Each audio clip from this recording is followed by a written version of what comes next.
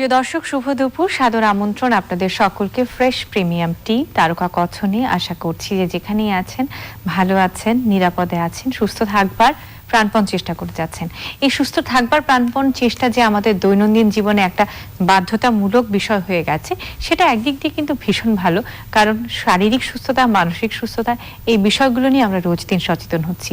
একই সাথে সাথে এই সচেতনতা বাড়াবার জন্য যারা ফ্রন্ট লাইনে নিয়মিতভাবে কাজ করে যাচ্ছেন, নানান রকমের অভিজ্ঞতার সম্মুখীন হচ্ছেন, সেইগুলো কিন্তু আমরা তাদের কাছ থেকে একটু একটু করে রোজ দিনই শুনছি। আজকেও তার ব্যতিক্রম হচ্ছে না। আমরা আজকেও প্রথমেই চ্যানেল আইয়ের পর্দায় চোখ রাখবো, দেখবো Incepta hats off to the front liners.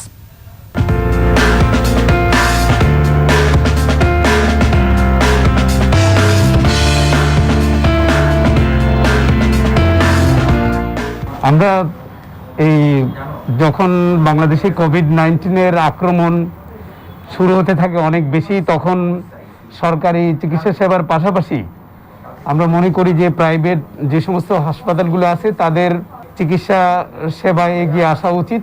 কারণ আপনারা জানেন যে সরকারি চিকিৎসা সেবার পাশাপাশি অধিকাংশ ক্ষেত্রে কিন্তু বেসরকারি চিকিৎসা ব্যবস্থার সঙ্গে আমাদের দেশের মানুষ অভ্যস্ত এবং দীর্ঘদিন ধরে বেসরকারি হাসপাতালগুলি চিকিৎসা দিয়ে যাচ্ছে। এই সময়ে একটি দৃষ্টান্ত স্থাপন করবার জন্য আমরা এমজেড হাসপাতাল থেকে প্রাইভেট সেক্টরে প্রথম করোনা রোগীর চিকিৎসা দেওয়ার জন্য আমরা আমাদের এক ঝাঁক তরুণ চিকিৎসক এই সেবার সঙ্গে এগিয়ে আসে। আমি ডক্টর মোহাম্মদ মাহমুদ হোসেন। আমি ডক্টর মোহাম্মদ সায়েম। আমি ডাক্তার কবির। আমি ডক্টর সঞ্জিদা মেহনাজ বলছি। আমি ডক্টর জিনিয়া জাফরিন। এখন থেকে মে মাসের 8 তারিখে হঠাৎ করে আমি একটি টেলিফোন কল পাই। একজন করোনা আক্রান্ত প্রেগনেন্ট ভদ্রমহিলা, যিনি শ্বাসকষ্ট হচ্ছিল, কিন্তু তখনও বাংলাদেশের প্রাইভেট হাসপাতালগুলো সেভাবে করোনা রোগীকে চিকিৎসার জন্য মানসিক প্রস্তুতি তাদের ছিল না। তা আমরা সেই সময়ে আমাদের এই ছোট হাসপাতালে আমরা একটি ফ্লোরের সমস্ত রোগীকে অন্য ফ্লোরে স্থানান্তর করে সেই প্রেগনেন্ট, উনি অনেক অ্যাডভান্স প্রেগনেন্ট ছিলেন, রেসপিরেটরি ডিস্ট্রেস ছিল, শ্বাসকষ্ট হচ্ছিল, অনেক চ্যালেঞ্জ নিয়ে আমরা সেই রুগীকে প্রথমেই আমাদের এই এমজেড হাসপাতালে ভর্তি করি একটি কেবিনে। সেই প্রথম রুগী ভর্তি করার পর থেকে অদ্যাবধি এমজেড হাসপাতাল ডেডিকেটেড করোনা হাসপাতাল হিসেবে প্রাইভেট সেক্টরে অনেক কষ্ট করে মানুষকে চিকিৎসা সেবা দিয়ে যাচ্ছেন। এবং এই চিকিৎসা সেবার সঙ্গে যারা জড়িত, আমাদের একদম cleaner, patient care attendant, sister থেকে শুরু করে প্রত্যেক চিকিৎসক অত্যন্ত হাসি মুখে মানুষের পাশে দাঁড়াচ্ছেন, তাদেরকে চিকিৎসা দিচ্ছেন। এবং এই হাসপাতাল থেকে কোভিড আক্রান্ত রোগীদের রিকভারি রেট আলহামদুলিল্লাহ অনেক ভালো।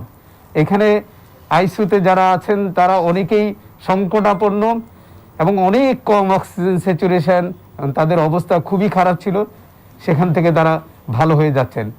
এমজেড হাসপাতাল একটি আস্থার প্রতীক হয়েছে প্রাইভেট হাসপাতালে। আমরা আশা করি এভাবে বাংলাদেশের অন্য যে সমস্ত প্রাইভেট হাসপাতালগুলো আছে তারা যদি এই কোভিড চিকিৎসার জন্য ডেডিকেটেডলি কাজ করেন, তাহলে আমাদের মৃত্যুর পরিমাণ অনেক কমানো যাবে, আমরা দেশের মানুষের পাশে দাঁড়াতে পারবো। তা আরও একটি বিষয়, যেটি যখনই প্রথমেই চিকিৎসা এমজেড হাসপাতালে শুরু হয়, আমরা আমাদের সমস্ত চিকিৎসক, আমাদের সেবিকা, যারা patient care attendant, cleaner, security থেকে টপ টু বটম প্রত্যেকের সঙ্গে আমরা কথা বলি। তারা স্বতঃস্ফূর্তভাবে এই কাজে নামেন শুধুমাত্র মানুষের কথা ভেবে। ইতিমধ্যে এমজেড হাসপাতালে পিসিআর ল্যাব স্থাপন করা হয়েছে, যেটা আমরা জনগণের এই যে কোভিড-19 আক্রান্ত হওয়ার ক্ষেত্রে যে রোগ নির্ণয়ের ক্ষেত্রেও আমরা আমাদের নিজস্ব ল্যাবে আমরা পরীক্ষা করতে পারছি। আর সবচেয়ে বড় যে জায়গাটা সেটা হচ্ছে অনেক প্রাইভেট হাসপাতাল চিকিৎসা শুরু করবার আগে যেহেতু এমজেড শুরু করেছিল, যে কারণে আমাদের অনেক স্টাফ আক্রান্ত হয়েছেন।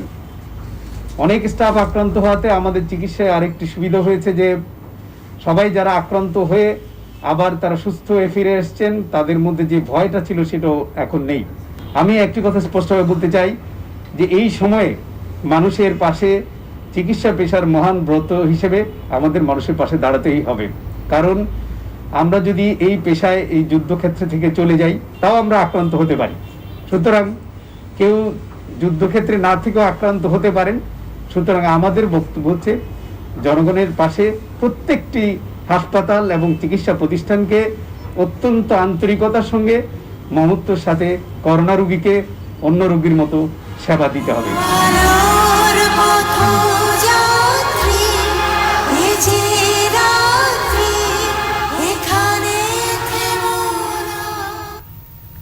এবং এই যুদ্ধক্ষেত্রে যারা জীবন বাজি রেখে প্রতিদিন আমাদের রোগীদেরকে সেবা দিয়ে যাচ্ছেন তাদেরকে আমাদের সালাম, আমাদের কৃতজ্ঞতা। চ্যানেল আই পরিবার তাদেরকে শ্রদ্ধা জানাচ্ছে। আমাদের আজকে তারকাকথন স্টুডিওতে একজন ভীষণ সুন্দরী বসে আছেন, তিনি গান করেন, গানের পাখি, সেই সাথে সাথে একজন হ্যান্ডসাম বসে আছেন। আমাদের সাথে রয়েছেন সঙ্গীত শিল্পী মাহফুজা মমো। আমন্ত্রণ, কেমন আছেন? ভালো আছি, আপনি কেমন আছেন? খুব ভালো আছি। এবং সেই সাথে আমাদের সাথে কিন্তু বলেছি একজন হিরো রয়েছেন, fan and lovely men, Channel I hero, Bappa Shantanu. Hello, hi, কি অবস্থা?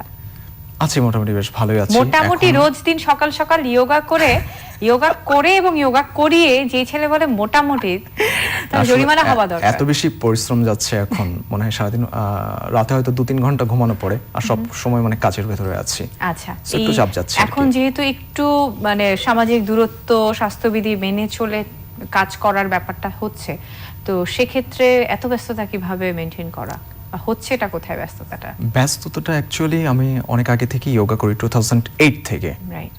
তো যখন করোনাকালীন সময়টা শুরু হলো আমাদের দেশে, তো তখন ভাবলাম যে ঘরে যেহেতু বসে রয়েছি, তাহলে কি করা যেতে পারে। তো আমার যেহেতু এই কাজটা করতে ভালো লাগে, আমি ওপেনলি আর কি ফেসবুকে লাইভ করা শুরু করি যোগা নিয়ে। তো এত সাড়া পাবো মানুষের কাছ থেকে আশা করিনি, এবং টানা 2 মাস করার পর হঠাৎ আর কি একদিন পুলিশ বাহিনী থেকে কল আসে, যেরকম তারাও আর কি ইন্টারেস্টেড, আমাকে দেখা করতে বলে। তারপর অনেক যাচাই বাছাইয়ের পর অবশেষে আমাকে আর কি সিলেক্ট করে। এখন সপ্তাহে 5 দিনই আমি পুলিশ বাহিনীতে সময় দিচ্ছি। বাহ, আচ্ছা, আমরা আপনার যোগার একটু ফুটেজ দেখতে চাই। প্রথমে দেখব, দেখে তারপর আবার এই প্রসঙ্গে আসব। আমাদের channel I hero Bappa Shantanu, তার যোগার কিছু অংশ। More than 7,000 Bangladeshi police infected with the novel coronavirus. Officials are hoping yoga will boost immunity and relieve stress for the officers. In an effort to strengthen officers' mental strength during the pandemic, a yoga session was organized on Monday in capital Dhaka, in which over 200 police officers participated. This was the first ever yoga session held for Dhaka police since the beginning of the COVID-19 outbreak. The Dhaka police plan to make yoga sessions routine for its officers who are serving on the front line of the country's battle against the deadly virus. রাস্তায় duty করতে গিয়ে তারা affected হচ্ছিল। তো এই জন্য তাদের মানসিক শক্তি এবং শারীরিক সক্ষমতা যেটা আগের থেকে বৃদ্ধি করা দরকার ছিল, এই জন্য আমরা এই যোগ ব্যায়ামটা তাদের জন্য চালু করেছি, যাতে তাদের মানসিক শক্তি এবং প্রশান্ত মনে তারা তাদের কাজ করে যেতে পারে। যে করোনার হার যেভাবে বৃদ্ধি পেয়েছিল, সেখান থেকে আমরা উত্তরণ ঘটেছি। আমাদের ফোর্স এখন অনেক সুস্থ। যেভাবে মৃত্যুর হার বেড়ে যাচ্ছিল, তার থেকে আমরা উত্তরণ ঘটেছি। As of Tuesday, there were 90,619 confirmed COVID-19. অসাধারণ যোগ ব্যায়াম, মানে প্রাউড লাগে না এরকম করে যখন আপনি এত মানুষকে ক্লাস করান? ডেফিনেটলি, সামনে আমার যখন 500-600 মানুষকে একসাথে করাচ্ছি, এটা ফিলই আলাদা। আর যেখানে রাষ্ট্রীয় পর্যায়ে থেকে বাংলাদেশ পুলিশের সাথে কাজ করার সুযোগ হচ্ছে, তো এটা ভালো লাগা আসলে শেষ করা যাবে না। এই কারণে তো আমি যে 2-3 ঘন্টা ঘুমিয়েও যে মানে খুব মানে খুশির সাথে কাজগুলো করতেছি, এই কারণে এটাই। আচ্ছা, এই যে সাধারণ দর্শকদের কাছে মানে যোগা নিয়ে নানান রকম প্রশ্ন থাকতে পারে, একই সাথে সাথে যেহেতু আমাদের চ্যানেল হিরো কন্টেস্টের সাথে আপনার একটা চমৎকার সম্পর্ক জার্নি রয়েছে, তাই নিয়ে কথা বলবো। তার আগে আমি মমর কাছে আসতে চাই, কি কাজের ব্যস্ততা ইতোমধ্যে ছিল? এখন তো জানেন দেশের পরিস্থিতি খুব খারাপ, আমরা খুব বাজে একটা পরিস্থিতি পার করছি। করোনার আগে আমার প্রায় 15টা গান রেডি ছিল। আপনি কি ধরনের গান করেন মূলত? আমি আসলে সব ধরনের গান করি, যেহেতু আমার বেসিকটা ক্লাসিক্যাল, যার কারণে আমার সব ধরনের গান করা হয়। তবে আমি একটু ফোক আর আধুনিক করতে বেশি পছন্দ করি। তো সেখান থেকে আসলে এই দুটো ঘরানার গান করতে আমার বেশি ভালো লাগে। আচ্ছা, আর- আমি কিন্তু যেটা হয় যে যে সমস্ত মিউজিশিয়ানস এ পর্যন্ত এসেছেন বা নর্মালি যাদের সাথে মাঝে মাঝে যোগাযোগ হয়, এই সময়টা তারা বলছেন যে মোটামুটি একটা গোল্ডেন টাইম পার করছি, কারণ একদম পুরোপুরি মনোযোগ, স্টুডিওর মধ্যে গান বানানো, গান লেখা, গান গাও, এই সমস্ত কাজ চলছে। হ্যাঁ, এটা চলছে, এটা ঠিক, কিন্তু তারপরে হয় কি আমরা বের হচ্ছে না, দেখা গেছে যে বাবা মা আব্বু আম্মু একেবারে বাসা থেকে বের হতে দিচ্ছে না, বলছে যে না এখন যেও না, বাসায় থাকো, কারণ আমার ভয়েস দিতে গেলে আমাকে স্টুডিওতে যেতে যেতে হবে, হবে। আমাকে ঘরের বাইরে মানে বের হতে হবে, তো ওটাই আসলে ফ্যামিলিরা চায় না। তো সেখান থেকে আমার একটু প্রবলেম হচ্ছে যে না কি করব। তারপরও আমি এই করোনার মধ্যে আমি দুটো গান আমাদের খুব মজার বিষয় সেটা হচ্ছে যে আমাদের বাসার গ্যারেজে আহা, একদম সেট ফেলে আমি দুটো গান শুটিং করেছি। এর মধ্যে একটা গান আমি রিলিজও দিয়েছি আমার নিজের ইউটিউব চ্যানেল থেকে, মাহফুজা মমো চ্যানেলের নাম। তো সেখান থেকে আমি প্রকাশিত হয়েছে আমার গানটি বড়লোকের বেটি। আচ্ছা, তো বাহ। আশা করি গানটা সবার খুব ভালো ভালো, লাগবে। কিন্তু আমরা এই গানটা না, আমরা একটা ফোক গান দেখে নিই। হ্যাঁ অবশ্যই, আমি ফোক গানের কথা যদি বলেন তাহলে ঈদে আমার এই এখন যে গানটা আপনারা দেখবেন এটা আমার ঈদে ছাড়া হয়েছে। ও, আপনি জানেন আমরা কোন গানটা এখন হ্যাঁ দেখবো? কারণ আমি দেখে দেখছি। নিই, চলেন। কি দেই তোমায়, ফুল চাইলে ঘুম পাড়াবো ফুলের বিছানায়, নদী চাইলে সাগর দেব চাও যদি তারা, পুরো আকাশ ঢাইলা দেব ভালোবাসায় ভরা, তুমি চায়া দেখো আমার কাছে কি দেই তোমায়, ফুল চাইলে ঘুম পাড়াবো ফুলের বিছানায়।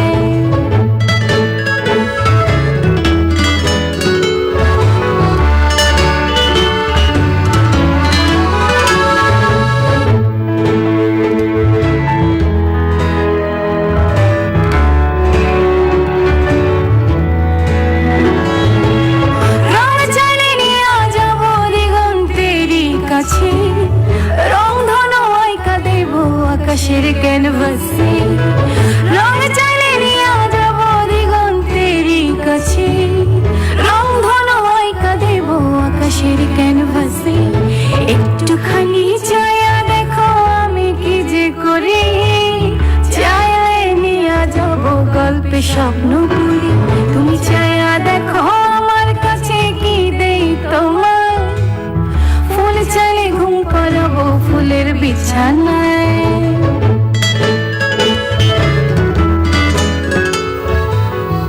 বাহ, খুব সুন্দর। কোথায় শুটিং হচ্ছে এটা? এই গানটা আমি শুটিং করেছি ঠিক করোনার 6 দিন আগে।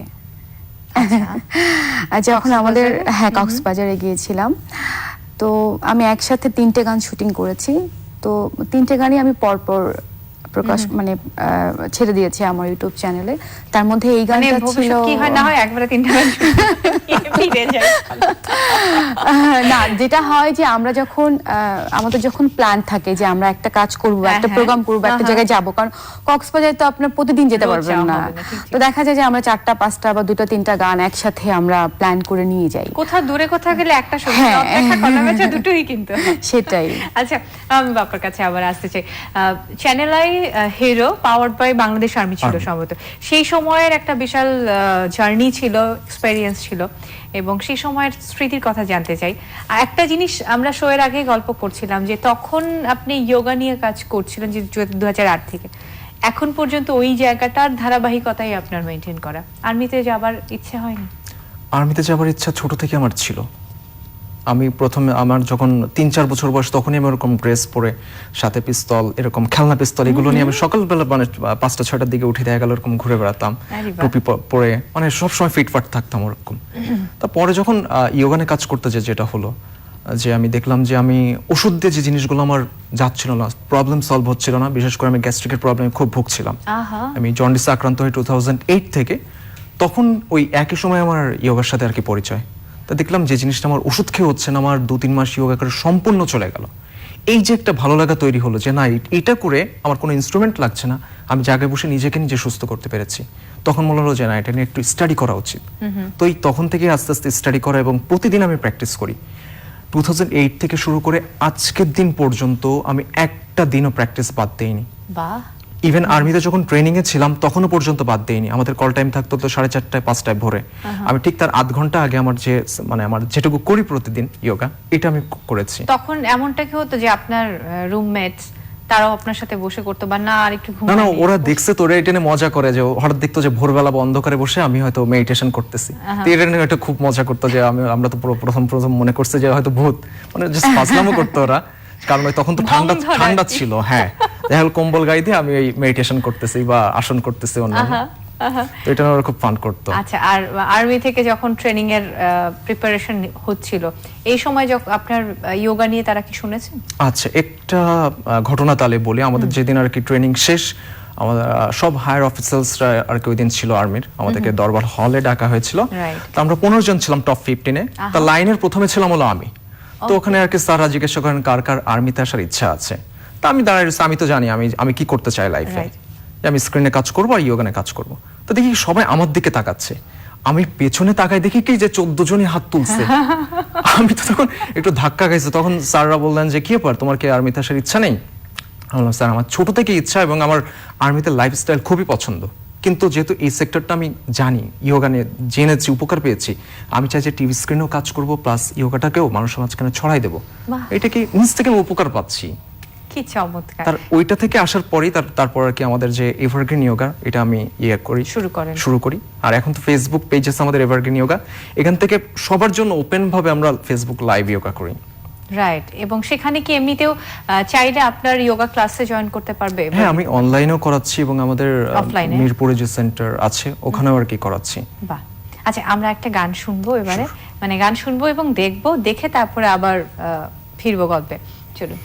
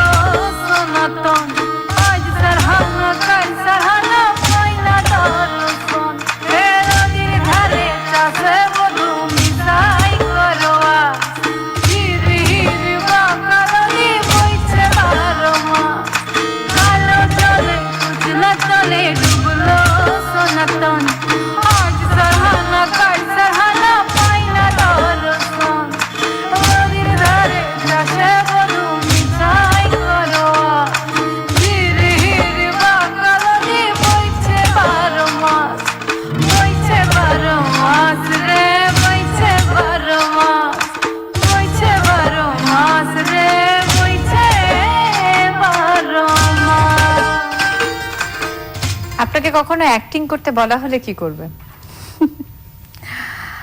আসলে ছোটবেলা থেকেই আমি অনেক কিছুর সাথে জড়িত ছিলাম। আমি শিখেছি, যেমন আমি বাফা থেকে ক্লাসিক্যালের উপরে ট্রেন ডান্সার। বাহ। 4 বছর আমি ক্লাসিক্যাল শিখেছি বাফাতে। আমি মঞ্চে অভিনয় করেছি 7 বছর স্বদেশ থিয়েটারে। কবিতা আবৃত্তি, মানে সবকিছু মিলিয়ে আমি ছোটবেলা থেকেই, All-rounder। মানে হ্যাঁ, আমার আব্বু আম্মুর কথাই ছিল যে তোমাকে সব শিখতে হবে। কিন্তু ভাবিনি যে আমি গানটা করব। 90s এর বাচ্চাদের এটা একটা মানে কষ্টই ছিল না, বাবা মা হ্যাঁ, খুব সব কষ্ট। শিখো তুমি। হ্যাঁ, কবিতা আবৃত্তি, নাচ, গান, অভিনয়, মানে সব করতে হবে ওটাই একসাথে। কাজে লেগেছে যে এত সুন্দর করে আপনি রং ঢং করে এক্সপ্রেশন দিয়ে গাইলেন, ভালোই তো লাগলো সকলের কাছে, খুব সুন্দর। আমরা স্ক্রিনের প্রসঙ্গে আসতে চাই, মানে যোগা ম্যান আর কি, কিন্তু সাথে সাথে স্ক্রিনের কাজের প্রসঙ্গ আসতে চাই। কি কি কাজ করা হলো এ পর্যন্ত? এই পর্যন্ত করোনার কাজ আগে? করা বলতে উল্লেখযোগ্য বলতে কমলা রকেট যে সিনেমাটা, এটাতে আমি অভিনয় করেছিলাম। আর টুকটাক নাটকের কাজ তো চলছেই, বিজ্ঞাপনের রেগুলারই কাজ করা হয়। বিজ্ঞাপনগুলোর প্রসঙ্গে একটু বলেন কোনগুলো? আচ্ছা, বিজ্ঞাপন রিসেন্ট বলতে করোনাকালীন সময় তো বাসা থেকে বের একদমই হয় না। নাই, সো জাস্ট করোনার শুরু হওয়ার আগে ই পাসপোর্টের একটা বিজ্ঞাপন আসে, ওই বিজ্ঞাপনে ওখানে কাজ করেছিলাম। তারপর কিং ব্র্যান্ড সিমেন্টের ওটাতে কাজ করেছিলাম। রাইট। সো আর নাটকের এক্সপেরিয়েন্স? নাটকের এক্সপেরিয়েন্স টুকটাক আছে, কিন্তু এই যে 3 মাসের একটা গ্যাপ পড়ে গেছে জাস্ট। তবে গ্যাপটা পড়ে সুবিধা হয়েছে কি যে আমি ইয়োগাতে ফুল টাইম সময় দিতে পেরেছি, এবং এই সময়টার জন্যই হয়তো পুলিশ বাহিনীর চোখে আসছে জিনিসটা। এবং পাপ্পা যে কোনো কাজ, মানে কাজের কথা যখন ওর সাথে আমরা বলছি, ওর সাথে দুটো শব্দ খুব একটা ভালোবেসে যোগ করছে, টুক আর টাক। টুক আর টাক। টুকার টাকটা হলো যে মানে ফুল টাইম মানে ও এত এত কাজ করে, টেলিভিশন খুললে চেহারা দেখা যায়। না না, আমার কাছে মনে হয় এটা খুবই কম। যেমন আমার ইচ্ছা যে চ্যানেলের সাথে সব সময় কাজ তারপরে করে কম যাওয়া, মনে হয়। এবং এইটা হয়, একজন শিল্পীর আসলে কাজ অনেক করলেও আকাঙ্ক্ষা কিন্তু ফুরোয় না, আরো ভালো কিছু করি, আরো সেটাই। কিছু করতে চাই, ওই আকাঙ্ক্ষা তো সারা এটা জীবন সব সময় থাকবে। থাকা উচিত, নাহলে ডেভেলপমেন্টটা কিভাবে হবে? কিভাবে হবে সত্যি। এটা থাকবেই, এটা বোধহয় থাকবেই, সবারই থাকা উচিত। আচ্ছা, প্রত্যেকটা সিঙ্গারের কিন্তু মানে প্রত্যেকটা অ্যাক্টর অ্যাক্ট্রেসের যেমন স্বপ্ন থাকে বড় পর্দার, একই সাথে সাথে যারা গান করেন তাদেরও বড় পর্দায় সিনেমার প্লেব্যাক Playback করারও একটা করা, স্বপ্ন হ্যাঁ। দেখেন। সেই কাজগুলো কি হয়েছে? হ্যাঁ, আমার হয়েছে, আমি 2টো গান করেছি আমি একটা মুভিতে, তো সেটা শুটিং চলছে না? চলছে শুটিং। আচ্ছা আচ্ছা, কি On the way. সিনেমা? সিনেমার নাম হচ্ছে এটা উত্তম আকাশের। উত্তম আকাশের সিনেমার নামটা আসলে আমি জানি না, তো সম্ভবত নামটা এখনো দেওয়া হয়নি সিনেমাতে। শুটিং চলছে বা চলবে এরকম? না, শুটিং প্রায় অর্ধেক শেষ, সম্ভবত বাকিটা করোনার জন্য হয়নি। গান লেখা, ডিরেকশন কাজ ছিল? এটা ডিরেকশন তো দিয়েছেন আমাদের উত্তম আকাশ, আর হচ্ছে লিখেছেন মুশফিক লিটু, 2টো গানই ওনার। আচ্ছা, এবং মিউজিক কম্পোজিশন সবকিছুই উনি, ওনাদের। মুশফিক লিটু। আমরা আরেকটা গান দেখবো আপনার। বাবা, কত কত গান আমরা দেখছি আপনার, দেখি যাবেন। আচ্ছা, দেখার আগে একটু বলে নেই, আমরা আসলে বড় লোকের বেটি গানটা দেখার চেষ্টা করছি। এই গানটা নিয়ে তো মোটামুটি আমাদের দেশে এবং পাশের দেশেও বেশ একটা ধুমধুমার অবস্থা শুরু হয়ে গেছে। হ্যাঁ। So, তার আগে কি গানটা আপনার গাওয়া? না, তার আগে না, তার পরে গানটা। এই গানটা আমি হচ্ছে যেটা একটু আগে বলছিলাম, যে যখন করোনাকালীন অবস্থাতে এই গানটা আমাকে, এই গানটার মিউজিক কম্পোজিশন করেছেন এটা কি হানিফ। গ্যারেজের মধ্যে গেছিল? রাইট। এটা হানিফ ভাই, আমাদের Octapad player, right. Hanif Amit, উনি আসলে এই গানটা আমাকে কম্পোজিশন করে দিয়েছেন। এবং এই গানটা মানে যখন কম্পোজিশন করেছেন উনি, তখন আমার গানটা খুব ভালো লাগলো। গানটা কিন্তু আমরা ছোটবেলায় শুনতাম, মানে হ্যাঁ। আমাদের মা, খালা, নানি ওনারা এই গানগুলো অনেক মাঝে মাঝে আগে গাইতেন এটা। সুর করে করে। তো কিন্তু তখন- সেই গানটি আসলে পরবর্তী অনেকটা সময় পর বেশ সকলের কাছেই জনপ্রিয়তা পেয়েছে। এটাই হয় আসলে। হ্যাঁ, তাদের তখন পরিক্রমায়। ভাইয়াকে আমি বললাম যে ভাই, আমি এই গানটা একটা ভিডিও করতে চাই, এবং সেটা খুব ছোট পরিসরে, কারণ বাইরে যাওয়া যাবে না। আমার আম্মু আমাকে বুদ্ধি দিল, তুমি একটা কাজ করতে পারো, গ্যারেজের মধ্যে একটা সেট ফেলে সুন্দর মা করে দেখছেন তো এখন শোনা? হ্যাঁ, বোধহয় আমি। মা না সবসময় ভালো বুদ্ধি দেন। হ্যাঁ। চলো আমরা তারপরে- গানটা একটু দেখি। লম্বা চুল, এমন মাথা বেঁধে দেবো লাল গেন্দা ফুল, বড় লোকের বেটিলো, লম্বা লম্বা চুল, এমন মাথা বেঁধে দেবো লাল গেন্দা ফুল, এমন মাথা বেঁধে দেবো লাল গেন্দা ফুল।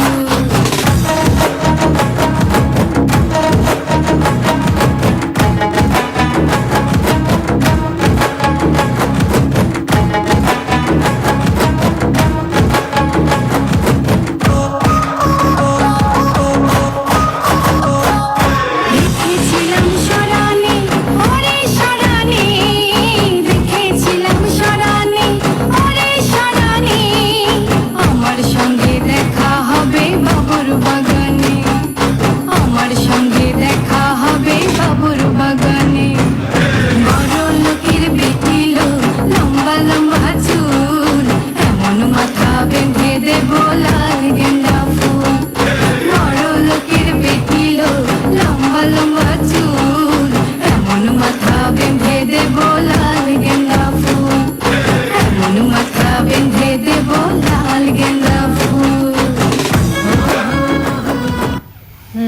খুব সুন্দর, অনেক ধন্যবাদ। আচ্ছা, সিনেমার প্রসঙ্গে একটু জানতে চাই, কমলা রকেটটা কিরকম ছিল?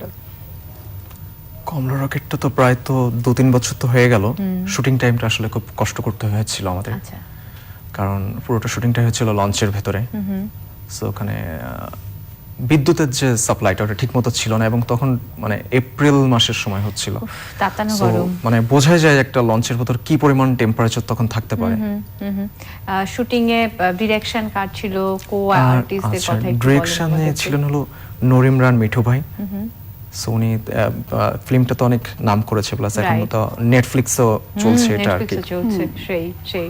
আচ্ছা, যেহেতু একটা সময় একটা কন্টেস্ট, বিশাল একটা সময় জার্নি, এবং সেই সাথে সাথে পরবর্তী সময় স্ক্রিনে কাজ করা, ছোটবেলায় কখনো মনে হয়েছে যে টেলিভিশনে কাজ করা হবে বা কিছু? ছোটবেলা অ্যাকচুয়ালি না, আমি যখন মাস্টার্স পাস করি তখনও আমার কোনো চিন্তা ছিল না যে আমি স্ক্রিনে কাজ করব।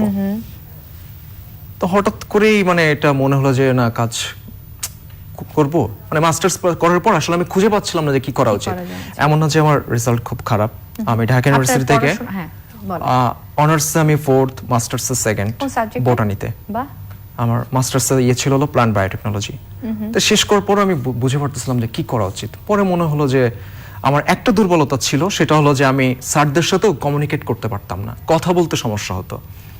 তো স্যাররা এটা নিয়ে খুব অভিযোগ করতেন যে তুমি এত রেজাল্ট ভালো, তুমি যদি কথা বলতে না পারো তোমাকে মানে প্রেজেন্টেশনটাই যদি না আসে। কিভাবে আমরা মানে কোথাও তোমাকে সিলেক্ট করব। তখন আমি করি কি, আমি থিয়েটারে জয়েন করি। আহা, এই থিয়েটারটা না আমার লাইফের মানে মুডটাকে ঘুরাই দিছে। 6 মাসের থিয়েটারের যে কোর্সটা, রাইট। আমি যে এখন এসে এক কথা বলতেছি, বা আমি যখন ফেসবুকে এখন লাইভে ক্লাস নেই, হাজার হাজার না অ্যাকচুয়ালি লাখ লাখ মানুষ দেখে এখন। ঠিক। তো এই যে কথা বলতেছি ফ্রিলি, এটা আমার থিয়েটারটা না খুব হেল্প করছে এটাতে। আমি এটাই ভাবছিলাম যে এটা ছেলেটা মানে কথাই বলতে পারছে না, সে এত সুন্দর করে বলে কি করে। তো সবার জন্য এটা আসলে মানে বলতে হয়, অনেকে চায় যে স্ক্রিনে কাজ করব বা মিডিয়াতে কাজ করব, কিন্তু আমি দেখি কি কেউ শেখার জায়গাটাতে কেউ গুরুত্ব দিতে চায় না। তো আমার জন্য সবার কাছে রিকোয়েস্ট, যদি তারা কাজ করতে চায় অবশ্যই তাদের থিয়েটারটা করা উচিত অ্যাটলিস্ট। সত্যি সত্যি মামার প্ল্যান আছে নাকি সামনে যোগা জয়েন করার? হ্যাঁ, আমি ওটাই ভাইয়াকে বলছিলাম যে ভাইয়া আমি আপনার সাথে জয়েন করতে চাই। তো ভাইয়া বলছে ঠিক আছে, ওকে, হ্যাঁ আমার আছে, কারণ করা উচিত। এটা খুব গুরুত্বপূর্ণ একটা জিনিস, প্রত্যেকটা মানুষের জীবনে এটা খুব দরকার আমার কাছে মনে হয়। এবং ভাইয়ার কথা শুনে মনে হচ্ছে যে আসলে এখন মনে হচ্ছে যে আসলে বেশি দরকার। যেন আপনি আরেকটা স্টুডেন্ট পেয়ে গেলেন। ও আচ্ছা, আরেকটা কথা তো না বললেই নয়, যে আসছে 15ই জুলাই আমাদের হলো রেজাল্ট হবে। কিসের রেজাল্ট? আপনার ওই যে ওয়ার্ল্ড ইয়োগা ডে ছিল 21 জুন, 177টারও বেশি দেশ এটাতে পার্টিসিপেট করেছে। আমরা যার যার জায়গা থেকে ইয়োগার ভিডিও পাঠিয়েছি। বাহ, তো দেখা যাক, এখন এতগুলো দেশের ভেতর চ্যাম্পিয়নশিপ হচ্ছে, আসলে 15 তারিখে আমরা রেজাল্টটা পাবো। আচ্ছা আচ্ছা, একটু আগে আমরা কিন্তু কমলা রকেট নিয়ে এত কথা বলছিলাম, এক্সপেরিয়েন্স শেয়ার করছেন। এর মধ্যে যদি একটু অংশ আমরা না দেখি, একটু কেমন বেমানান হয়ে যায় না? আমরা কমলা রকেটের কিছু অংশ এখন দেখব। শুনে কিছু জানি নিজে আড়ালে লোকালে আমাকে তুমি রোবালে আমি কার পিছে নিজের জন্য যাব কেটে ওকে বলেছে যেতে কে অন্যের জন্য মোমবাতি বানিতে না দিয়ে শুকাতে অন্যের জন্য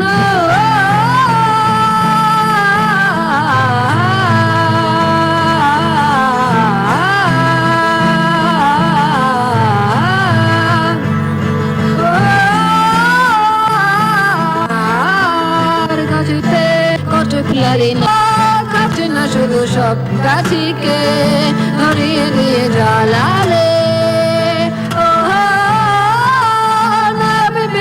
তুমি নিজেকে বাদ দেন ভাইয়া।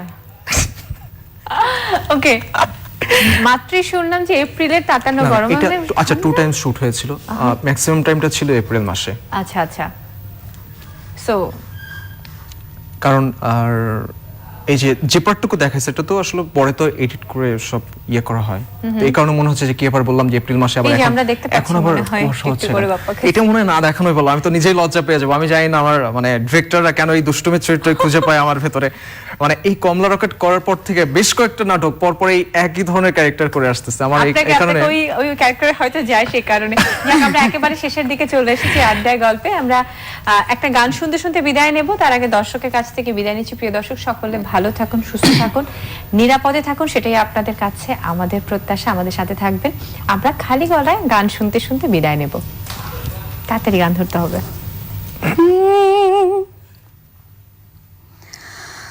দিয়া তোমার মালা খানি বাউলের ওই মনটারে